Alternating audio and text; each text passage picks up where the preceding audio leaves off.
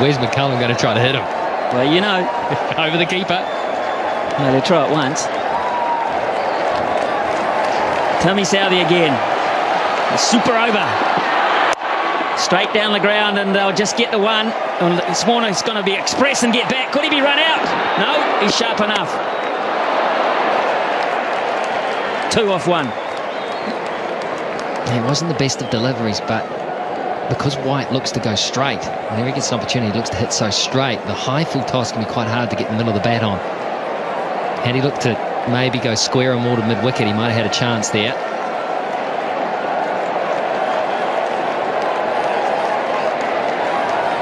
New Zealand will use Martin Guptill, Ross Taylor and Brendan McCullum when it's their turn to bat. It seems a long way away at this point. Here's Southey again. Just a single. Tim Southey. He's bowling a season's worth here.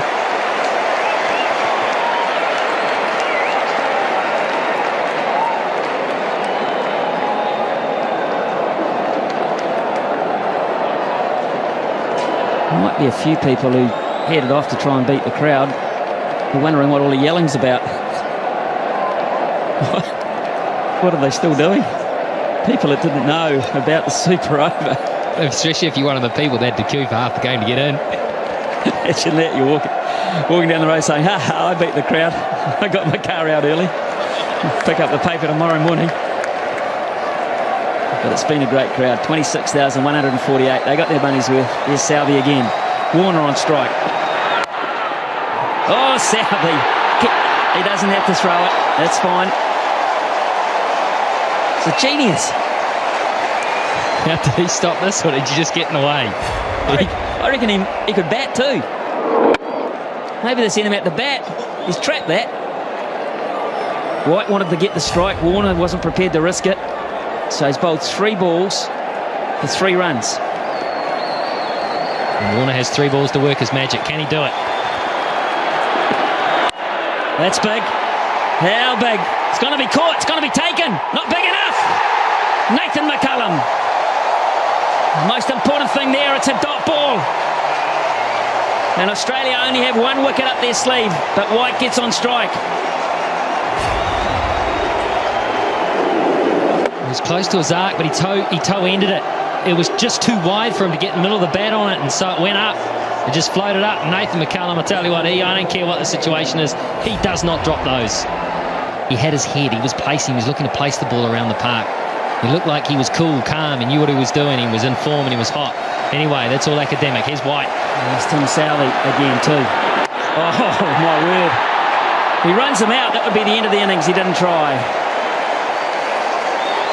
Hey, Tim Southey, how about this? How about that? But absolutely perfect. Well, is Brendan McCullum man of the match if New Zealand win? Of course he is. Or is Southey? Is Tim Southey?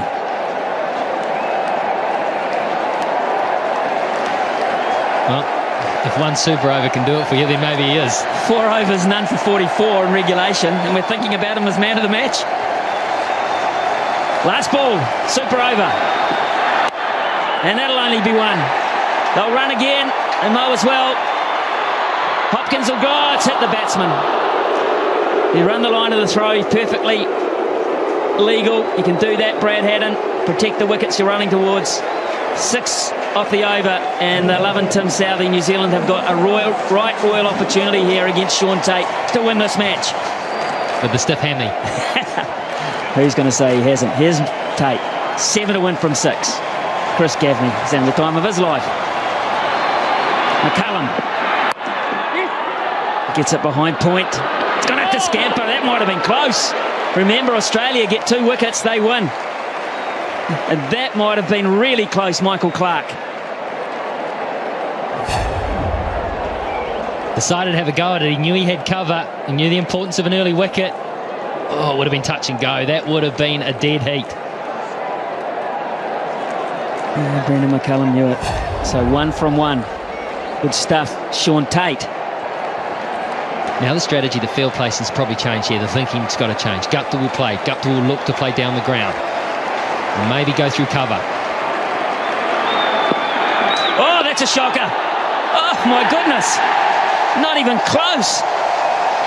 Who's feeling it the most? What has happened here? Well, the first ball was a little rough as well. He's just holding on to it. He's obviously feeling the pressure. That is a shocker. Hadden did well to cut that off. 5 from 5. 5 from 5. A bonus for New Zealand there.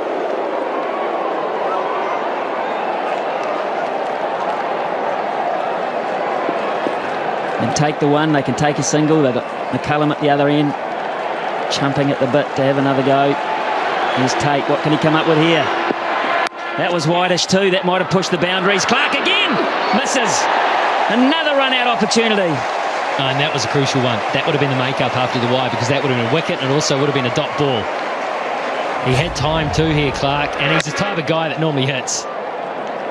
He is such a good cricketer. Guptill gave it everything. He had time to steady himself, take aim. It would have been out. Yeah, it would have. It would have, and I don't think it would have missed by much. Michael Clark doesn't miss very often. Now then, McCullum on strike. 4 to 1, 4 deliveries.